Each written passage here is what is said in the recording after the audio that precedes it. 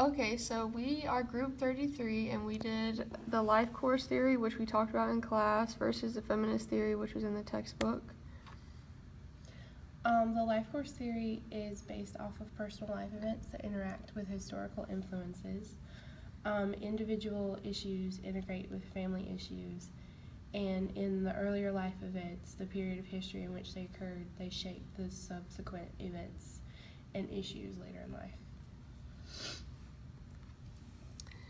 And our other theory, feminist theory, it shows how men are privileged based on the patriarchy, and it's based off of systematic inequalities between men and women. The major points we would talk about is how the life course theory and the feminist theory can be applied in an elementary school setting in order to assure success for students. We also chose a specific time period, which is 2008, in order to have like a better application with each theory. Okay, and for the similarities, they both are nurture, or based off of nurture, and they're both continuous theories. And it's basically how social inequalities affect their life, and with the life course theory, that's like how history kind of impacts them now. So like in 2008 with the recession, black families could have been affected more because most of them were in like working class families, and so a lot of them lost their jobs. So then it shows like that's a social inequality based off of race. And then for the feminist theory, it's with gender, and so like the wage gap between men and women is another thing that we talked about. And for our research, we found this website in red, and we put a quote on here, and it says human development and aging are lifelong processes. And it just shows that both of these theories, like if something happens within the theory, it kind of affects the rest of their life. The differences are the life course theory is based on a particular event in time that could be influenced through historical aspects that affect people differently based on race, class, or gender. It also focuses on how one event affects the rest of an individual life and their family's life. While the feminist theory is based around the idea that patriarchy is based around the idea of the patriarchy and how it produces gender inequalities through systematic structures. And for our website in red, we picked a quote, and it says, "In every domain where patriarchy reigns, women is other. She is marginalized, defined only by her difference from male norms and values." Okay, so going into the life course theory, we did it from early childhood. And for cognitive behaviors, we talked a lot about the loss of income and how it influences parents and their stress levels, which influences the quality of their parenting, because when they're stressed, it kind of like goes onto their child, and then it decreases their self-efficacy, and they lose an attachment to the child. And then with the child's lack of attachment to their caregiver, it affects their pruning. And then another thing is that children ideally should get 10 to 11 hours of sleep at age 5, and any less will also affect pruning. And then a loss of income also can influence the quality of nutrition that they're having, and this affects their learning because they don't have an ability to focus, and changes in their brain structure or architecture will occur because of stress and neglect. And also, if parents are stressed, then it will affect how much they do like the serve and return theory, which is basically just like giving your child attention. And so when that's not there, it can affect the child's language development. And we talked about in class about like the big language gap between like poorer families. And so like especially in 2008 and the recession, this probably seen like many effects.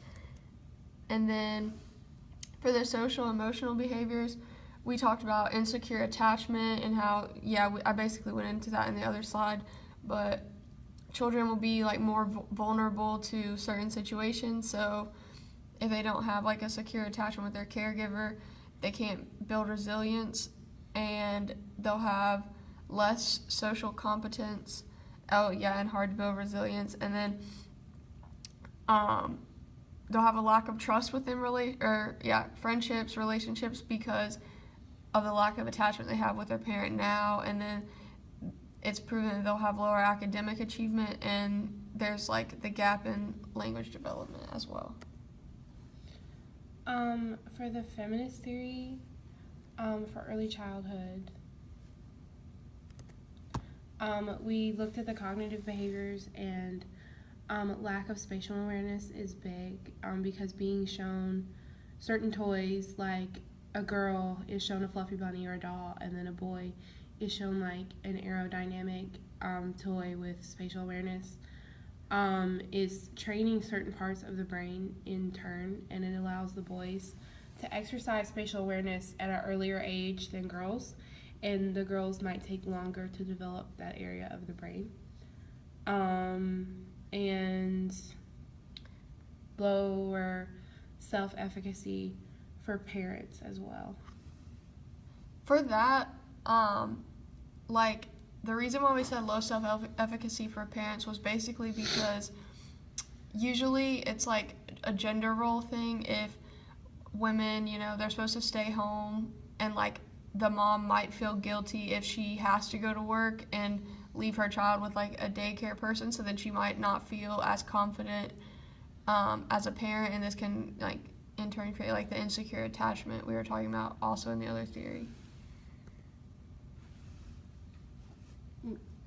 Yeah, we basically just explained that. Yeah, if you want to do the next slide.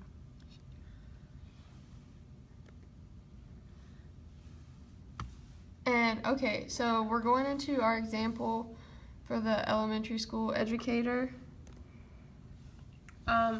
So for the life course theory, we picked being a elementary school educator in 2008. It's 2008, and recession hits, causing one of your students' parents to lose their job. So we figured we would do a school supply drive, because then that way there's no pressure to have certain materials in the classroom because of lack of income, and you don't feel bad when you can't give your kid a certain material that they want that everybody else has. We also talked about positive reinforcement, reward good behavior, serve and return, be attentive and supportive of the student, have parent-teacher conferences and let them know your observations of the child and like what you have observed during the day, because the parents don't know, and talk to them about lack of sleep. And a way that we could operate this is, if the child is getting lack of sleep, operate a quiet reading time, and maybe you could have an optional nap for 30 minutes. Yeah, and for the feminist theory, we just like did the 2008 recession just so it's like even across the board with both theories and comparing them.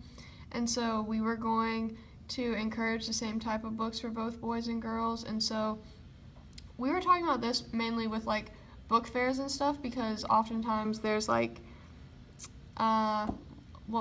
just like girly, or tend to be girlier books. Like teen novel books. Yeah, teen novel books for girls, and then like Airplane, yeah, that's a good example. Yeah. Airplane books for boys, and just like encouraging them to either purchase the same types of books and not point them in a certain direction because of their gender. We thought that would be cool. And then we wanted to make the science fair mandatory, and do like more science projects, and yeah.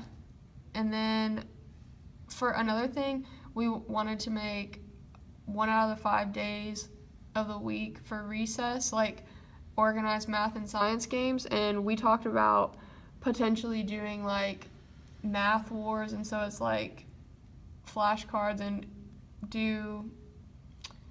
just split them up based on whatever, just random, split them up, and then do the like multiplication games. Another thing that we talked about was never really like doing boys versus girls, so it's not like that separation already there. In conclusion, the life course theory and the feminist theory are both continuous, however require different aspects of life. They can both be applied in early childhood to allow for success despite disparities, and can help human development and family studies professionals in decision making for the well-being of future clients or students. And there's our references, and that's it. That's it.